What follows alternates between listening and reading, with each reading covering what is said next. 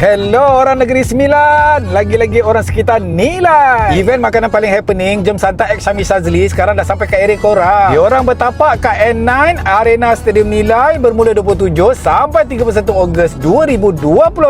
Vendor-vendor terkenal macam Air Balang Syami Shazli, Kerabu Maggi Anis, Sukia Bol Chris Crew, Laksa Baling Wani Rohaimi, Keria Bol Gula Melaka dan macam-macam vendor makanan rare yang korang boleh jumpa kat sini.